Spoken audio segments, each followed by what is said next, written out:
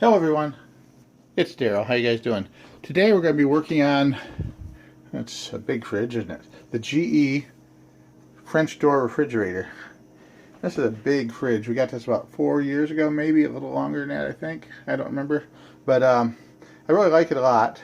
Got a super deal on it. And right now it's giving us a little trouble. Now let me show you what's going on here.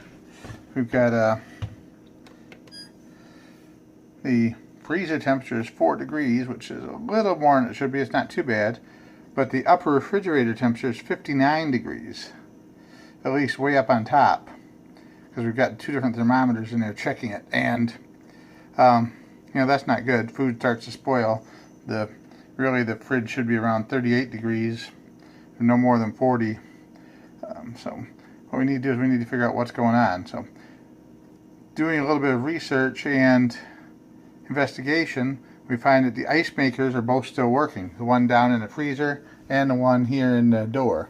So we know the compressor's coming on and making plenty of cold air. So there's no problem with the compressor. Also, I opened the freezer part up in the back. There's a circulating fan down there, and that fan seems to be working.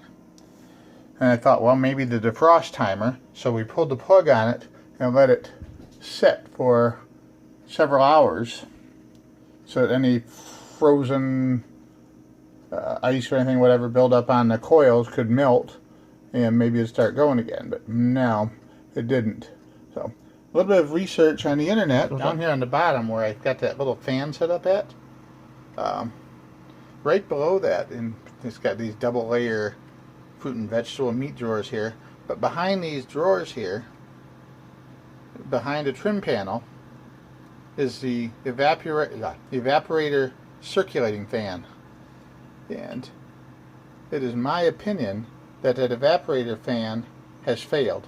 It's a fairly common part that goes bad. What happens is when that goes bad, the evaporator ices up, and none of the cool air that's supposed to be blowing upward into the refrigerator can make it up here. But a little bit of cool air will settle down in the cooler drawers, and the lower part of the fridge will be kind of cool, but the upper part won't be. So right now the upper part is holding right around 60 degrees. But if I were to put that thermometer down there in a drawer, that's going to drop down to the low 50s, maybe even in the 40s in a fairly short amount of time, and that won't stay closed either. But anyway, so what we got to do, we got to start by removing these shelves and drawers here and this drawer here. Alright, here's another clue that we're on the right track. This condenser, or evaporator I'm talking about actually, is behind this panel here. And this whole area here is covered with water, which means it's really cold behind there, and the warm air that's in the fridge is collecting on this super cold ice block behind here and causing condensation. This cover plate here just snaps off with this little tab, and behind that is the wire connector for the fan that we're going to probably have to replace, and the fan is actually mounted right across here. Alright, next we're going to remove this bottom shelf here and this cabinet. In order to get that out, we're going to have to take these nuts here out, and then a 1/4 inch nut driver will work on this. We're going to go ahead and take this one, Alright, there are actually 5 of these 1/4 inch screws here. But now if we have that apart, we can see all the ice buildup down here. And we're going to get this cover off here in just a second. The slide hinge connections here have a locking tab back here. I don't know if you can see it, but what happens, you take this front screw out, and then you grasp it firmly, pull it forward about 1 inch, and then it comes right off.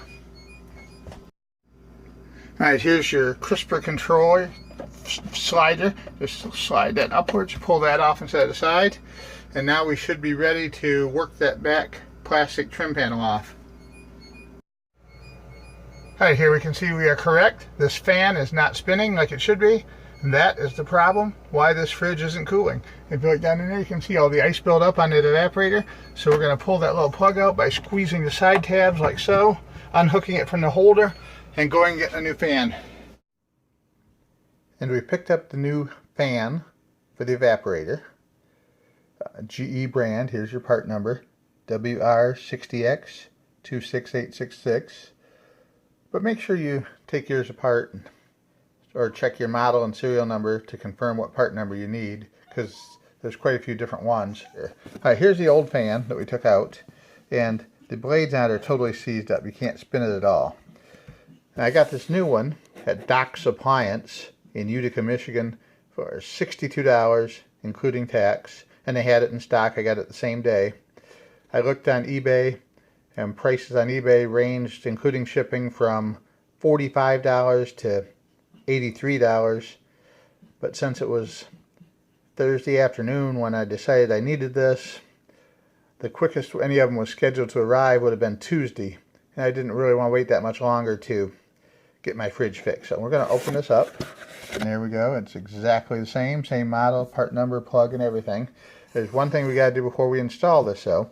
There's a rubber anti-rattling liner on the old one. You have to take that rubber off and transfer it over to the new one. So the best thing to do is just line these up so they're facing the same way and the wires coming out in the same location.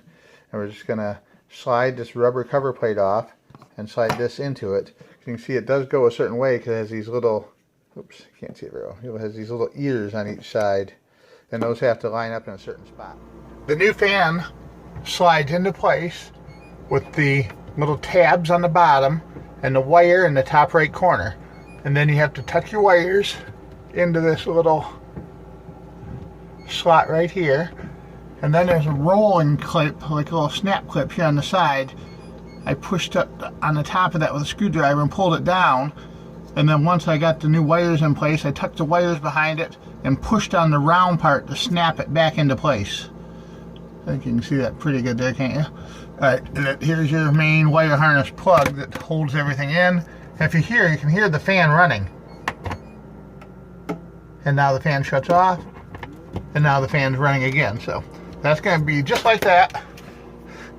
And now it's time to start reassembling our various interior plastic parts and hinge slide mechanisms. First thing that's going to go back on is the long cover plate in the back. Alright, we've carefully fit the back cover into place and installed the 5 screws.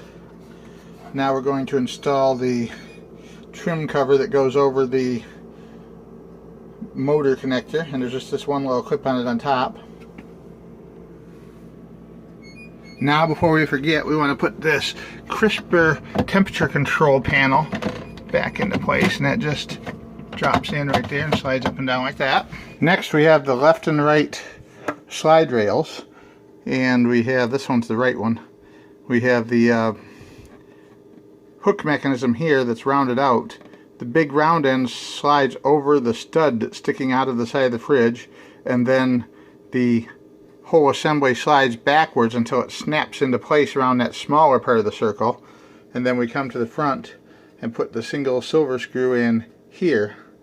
And there's actually no screw in the middle hole on these at all. Hey, this one's the left side one, and this one's a little bit more complicated because it also has the control arm on it that controls the temperature slider for your crisper drawer. So what you want to do, let me just show you how it works. The controls on the front, as you can see when I move the lever up and down, that moves up and down too. So you want to put it all the way in the down position, or the front lever lifted all the way up, actually. And then we're going to line this up over the tab, just like we would on the other side. Make sure first we can angle it. Let's see if we can see. There's our little tab sticking out right there. We're going to angle that and make sure that slides into the control arm first. Once we get that in the control arm, we align this hole with that tab there, and then we just snap it back until it clips into place. The refrigerator's all back together. It hasn't had time to equalize the temperature yet, but it's been keeping a pretty cold temperature. You saw what I did. I don't know if you saw what I did, but once I got everything taken out of it, I put this little electric fan in there and had it blowing across the evaporator the same way, similar way that the original fan would have done, and that actually kept it very cold inside of the refrigerator. So it worked out just fine, at least for a day or two. You can see everything is back in together. It took me about 30 minutes to take it all apart, and I would say it's taken me maybe 45 minutes to put it back together just to make sure I was doing everything right. And of course the wife and her friend helped clean out all the pieces of plastic and clean the whole inside of the fridge out before we put it back together. She said that took them an hour and a half or 2 hours to clean that out really well. But I'm looking forward to many more reliable years of service from this GE refrigerator that I really like. And I have no doubt in my mind that this would have been over $200 to have someone come out and fix it. Probably, I would guess, at least $250, $275. But we did it ourselves. We saved some money. Didn't take much of our time. You can do it too. These little projects like this aren't that bad. And the only tool I needed was a 1/4-inch nut driver. Isn't that something? 9 screws that had to be removed. So, really, pretty easy job. Think twice about calling someone out if it's something you can do yourself. But, call a pro out when it's necessary too. Alright, well, thanks for watching. Have a great day. Bye for now.